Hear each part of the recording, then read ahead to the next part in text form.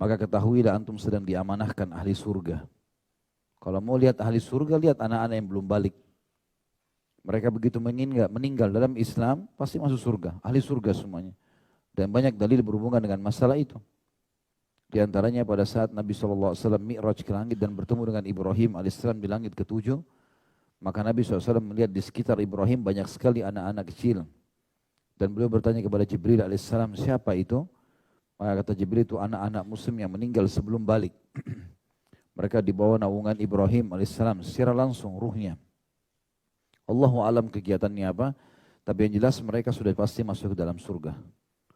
Dan juga disebutkan dalam hadis yang lain kalau Nabi SAW bersabda nanti akan terdengar gemuruh suara di depan surga. Lalu Allah dengan kemahasempurnaannya dan dia tahu sebenarnya suara apa itu, bertanya kepada para malaikatnya, suara apakah itu? Maka mereka berkata itu suara anak-anak muslim yang meninggal sebelum balik.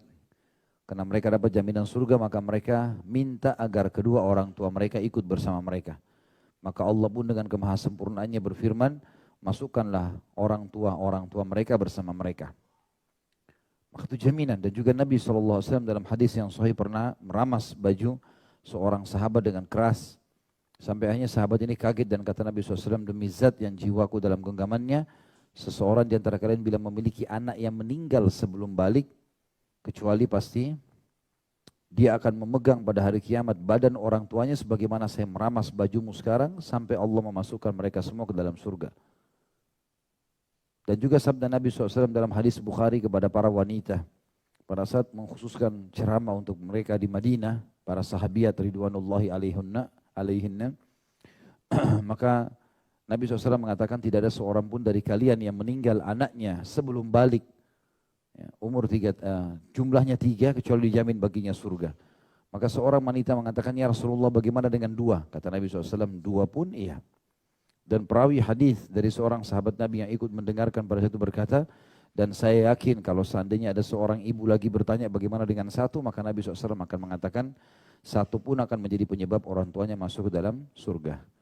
Tentu jaminan-jaminan yang didapatkan bagi orang tua seperti ini dan siapa saja muslim yang dapat jaminan surga akan didapatkan kalau tidak ada pembatal keimanan dan keislaman yang dia lakukan. Jadi misalnya ada orang mengejar fadilah mendapatkan istana di surga atau masuk surga misalnya.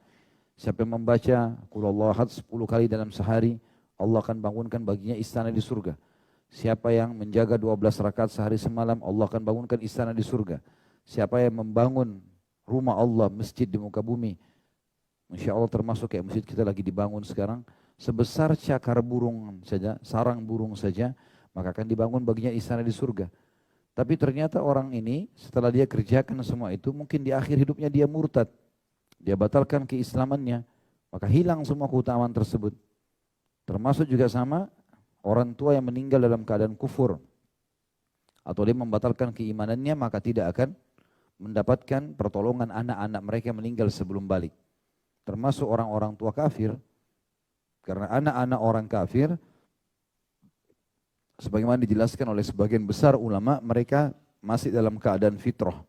Allah Subhanahu wa taala akan menguji mereka. Di hari kiamat nanti dibangkitkan lalu Allah uji. Kalau orang-orang tuanya mereka kafir. Kalau mereka masih dalam fitrah, mengenal Tuhannya, maka masuk ke dalam surga.